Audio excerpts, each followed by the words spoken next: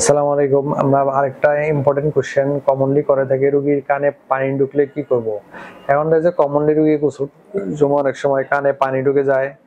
যখন পানি ঢুকে যায় তখন রোগীর কানের পর্দা যদি ইনটেক্ট থাকে, বা অনেক সময় বাচ্চা হোক বড় হোক পর্দা যদি ইনটেক্ট থাকে, পানি ঢুকলে কিছু হবে না। পানি একটু মেসেজ করলে বা এইভাবে একটু মুছলে পানি বের হয়ে যাবে, কারণ পর্দার জন্য পানি ভিতর পর্যন্ত ঢুকতে পারে না। 1 নাম্বার। 2 নাম্বার হচ্ছে পানি ঢুকলে আমরা এটা নিয়ে কোনো কনসার্ন হওয়ার কিছু নাই। অনেক সময় কানে ময়লা থাকে, কানে ময়লাগুলো পানিতে লেগে ফুলে অনেক সময় একটু ব্যথা করতে পারে, তখন আমরা এটা এইভাবে বের হয়ে যায়। কিন্তু কানের পর্দা যদি, যখন কান পাকা রোগী থাকে, কান পাকা রোগী মানে যখন কানে কোনো রোগীর কানে পুষ পড়ার জন্য রোগীর কানে পর্দা ছিদ্র লাগে। কানে পর্দা যদি আগে থেকে ছিদ্র থাকে, তখন পানি ঢুকলে রোগীর এটা ইনফেকশন বেড়ে যেতে পারে। কানে পুষ ডাইরেক্ট ভিতরে চলে যায় পানিগুলো, তখন রোগী দেখা গেছে অনেক সময় রোগী ওই পানি গিয়ে ময়লা পানি হলে ওইটা থেকে ইনফেকশন হয়, এবং ওই রোগীদের আমরা তখন সাজেস্ট করি কানে পানি ঢুকাবেন না। কানে পানি ঢুকলে তখন রোগীর বারবার ইনফেকশন হতে পারে, এবং এই ইনফেকশন প্রিভেন্ট করার জন্যই আমরা রোগীকে বলি কানে পানি ঢুকাবেন না। আরেকটা কোশ্চেন করে থাকে, পানি ঢুকে গেলে কি করবেন।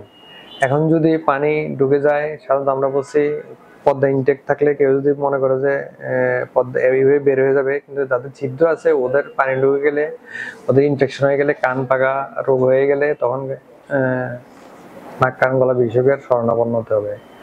2 নম্বর হচ্ছে, অনেক সময় কানে অনেকে কোশ্চেন করে থাকে, কান পাকা রোগ কি। কান পাকা রোগ হচ্ছে কানে অনেক সময় পর্দা যেটা থাকে, নর্মাল পর্দা থাকে, দুই কানে দুইটা পর্দা থাকে, ছোটদের থেকে বড়দের সবারই। আমাদের যাদের হিউম্যান বিং, অনেক কারণে ছোটবেলা কান পর্দা ফেটে যায় ইনফেকশনের কারণে, বা কানে অনেক সময় আঘাত পেলে, কানে কেউ চোয়াত দিলে অনেক সময় কান পর্দা ছিঁড়ে যায়। কারণে পর্দা ছিঁড়ে গেলে, পর্দা যখন জোড়া লাগে না, পর্দা ছিদ্র থাকে, তখন ওই দিক দিয়ে পানি ঢুকে যায় বারবার। আবার সর্দি লাগলে নাক থেকে সর্দি চলে যায়, তখন আমাদের দেখেছে কান অনেক সময় কানে তখন পুজ জমে, এবং পুজ অনেক সময় পড়তে থাকে। পুজ পড়তে থাকলে তখন আমরা ওইটাকে কান পাকা রোগ বলি। এটা যদি 3 মাসের বেশি থাকে এবং বারবার পুজ পড়ে, 3-4 বার 5 বার পুজ পড়ে, এবং কানে কম শুনতে থাকে, কানে ছিদ্র থাকে পর্দাতে, তখন এটা কান পাকা রোগ বলি। এটা বাংলাদেশে অনেক কমন রোগ, এবং বাংলাদেশ যেহেতু নদীমাতৃক দেশ, এখানে পানি ঢুকলেই যে কান পাকা রোগ হলে আর সহজে সারে না, সহজে ভালো হয় না। তাই আমরা এটার জন্য সাবধান থাকবো, এবং এটাতে পানি ঢুকাবো না, এবং নাক কান গলা ডাক্তারকে দেখাবো। আসসালামু আলাইকুম। সে কান পাকা রোগের চিকিৎসা আমরা কিভাবে করবো। কান পাকা রোগ যদি হয়, তাহলে আমরা সাধারণত রোগীকে একটা মেশিন দিয়ে পুজগুলো পরিষ্কার করে কানে ড্রপ দেই, অ্যান্টিবায়োটিক দেই, অ্যান্টিহিস্টামিন দেই, তখন দেখা গেছে কান পাকা রোগ অনেক সময় অনেকাংশেই ভালো হয়ে যায়।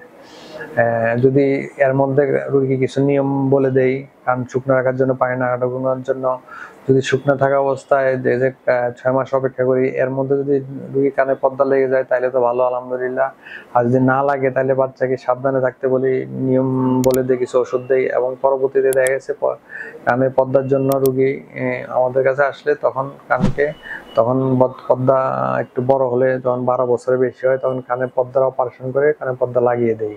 কানের পর্দা লাগিয়ে দিলে বাচ্চা সাধারণত শুনতে পায়, আর নতুবা আস্তে আস্তে তার কানে ইনফেকশন থেকে অনেক সময় ব্রেইন ইনফেকশন চলে যায়, এবং ওইটা থেকে অনেক ক্ষতি হতে পারে। আসসালামু আলাইকুম।